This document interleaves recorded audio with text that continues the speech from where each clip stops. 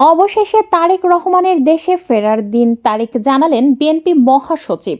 এবার ধরা খেল আওয়ামী সরকারের আস্থাভাজন প্রধান বিচারপতি ওবায়দুল। নারীলিপসু ওবায়দুলের সকল অপকর্ম ফাঁস, থাকছে বিস্তারিত প্রতিবেদন।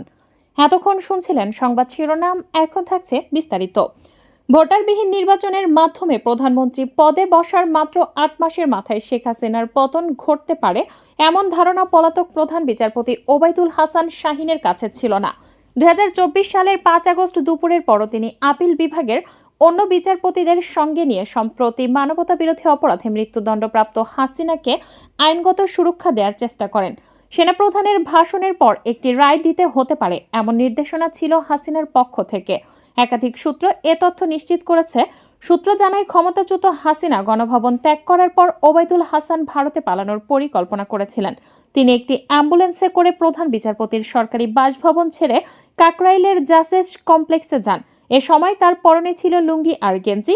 আত্মগোপনে থেকে তিনি সুপ্রিম কোর্টের ফুল কোর্ট রেফারেন্স সভা আহ্বান করেন। সরকারের উপদেষ্টা, বৈষম্য বিরোধী ছাত্র আন্দোলনের নেতা ও সুপ্রিম কোর্টের আইনজীবীরা ওই ফুল কোর্ট সভাটিকে অন্তর্বর্তী সরকারের বিরুদ্ধে আওয়ামী লীগ ও ভারতের চক্রান্ত হিসেবে চিহ্নিত করেন। সরকারের পদক্ষেপ ও শিক্ষার্থীদের দৃঢ় অবস্থানের ফলে শেষ পর্যন্ত তৎকালীন প্রধান বিচারপতির আহ্বানকৃত সভাটি পণ্ড হয়। ছাত্র আন্দোলন দমন সহ হাসিনার অবৈধ নিবর্তনমূলক নির্বাহী আদেশের অন্যতম সহযোগী ছিলেন তৎকালীন প্রধান বিচারপতি ওবায়দুল হাসান। তার পলায়ন, ফুল কোর্ট রেফারেন্স সভা আহ্বান এবং পদত্যাগ সহ নানা বিষয় নিয়ে সুপ্রিম কোর্টের আপিল বিভাগ ও হাইকোর্ট বিভাগের বিচারপতি, সুপ্রিম কোর্টের সিনিয়র আইনজীবী, আইন মন্ত্রণালয় ও সুপ্রিম কোর্টের রেজিস্ট্রার কার্যালয়ের কয়েকজন কর্মকর্তা এবং প্রধান বিচারপতির বাসভবন তদারকির দায়িত্বে থাকা গণপূর্ত অধিদপ্তরের একজন কর্মকর্তা এই তথ্য দিয়েছেন। তাদের বক্তব্যে উঠে আসে হাসিনার গত 15.5 বছরের শাসনামলে ফ্যাসিবাদী হয়ে ওঠার পেছনে ওবায়দুল হাসানের ভূমিকা। তিনি যুদ্ধাপরাধ ট্রাইব্যুনালের চেয়ারম্যান হিসেবে 11টি মামলার ফরমায়েশি রায় দিয়েছেন। নিজের ভাইকে 2 দফায় বিনা ভোটে এমপি বানিয়েছেন। বিতর্কিত 2টি নির্বাচন কমিশন গঠনে ভূমিকা রেখেছেন।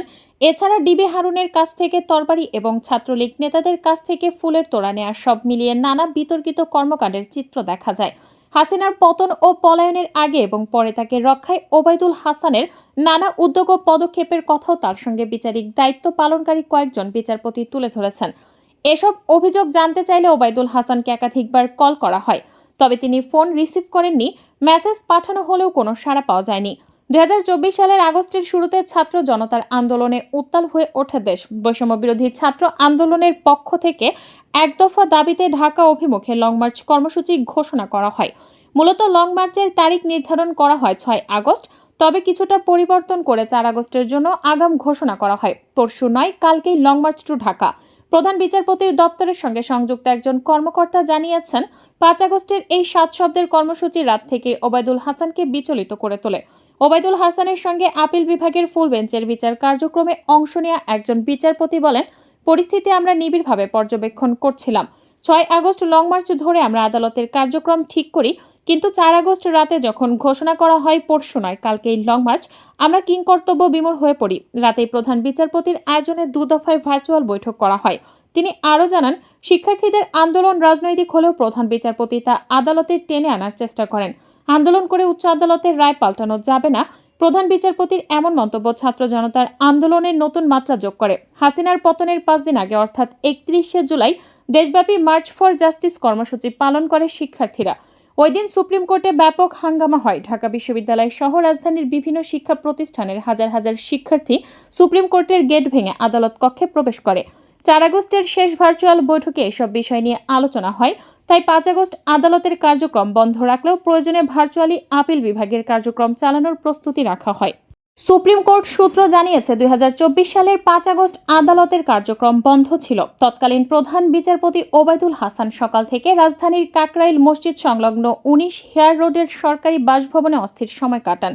সুপ্রিম কোর্ট বিচার প্রশাসনের সঙ্গে যুক্ত একজন কর্মকর্তা জানান, আদালতের কার্যক্রম বন্ধ থাকলেও প্রধান বিচারপতি বাসভবনে বসে রায় লেখা সহ অন্যান্য দাপ্তরিক কাজ চালিয়ে যাচ্ছিলেন। প্রথা অনুযায়ী আমরা তাকে সহযোগিতা করতাম। ওই দিনও আনুমানিক 10টার দিকে আমরা প্রধান বিচারপতির বাসভবনে পৌঁছাই। 11টা পর্যন্ত পরিস্থিতি স্বাভাবিক মনে হয়েছিল। কোনো জায়গা থেকেই লোক সমাগমের খবর পাইনি। কিছুক্ষণ পর আমাদের বলা হয়, চারদিক থেকে হাজার হাজার মানুষ বিশাল মিছিল নিয়ে রাজধানীতে প্রবেশ করছে। ওই সময় প্রধান বিচারপতি ভেতরের খাস কামরায় অবস্থান করছিলেন।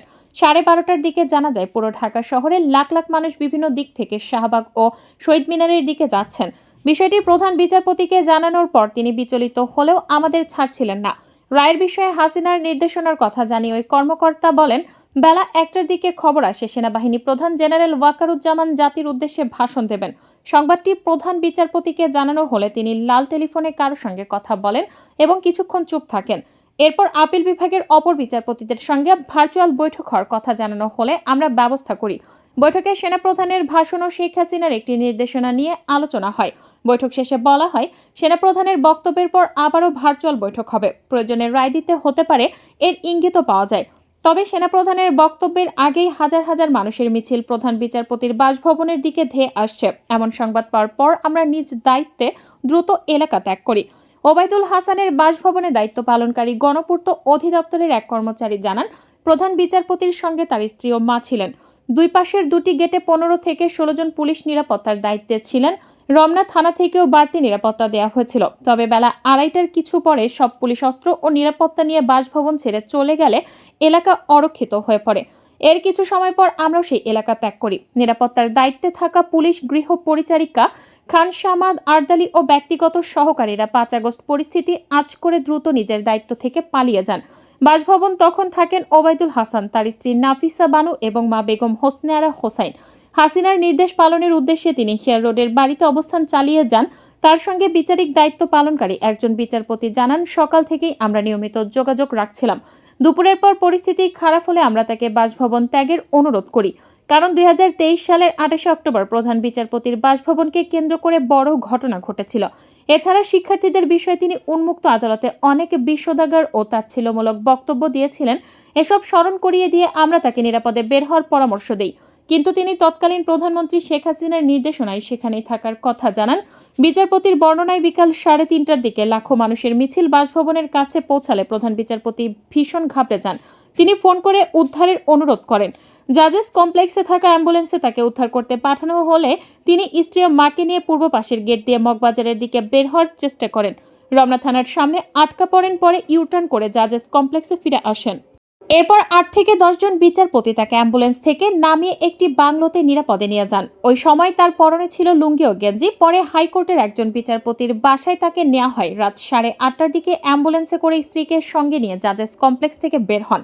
বিচারপতির বর্ণনায় প্রধান বিচারপতি বাসভবন থেকে বের হওয়া মাত্র 2-3 মিনিটের মধ্যেই বিপুল ছাত্র জনতা সেখানে ঢুকে পড়ে।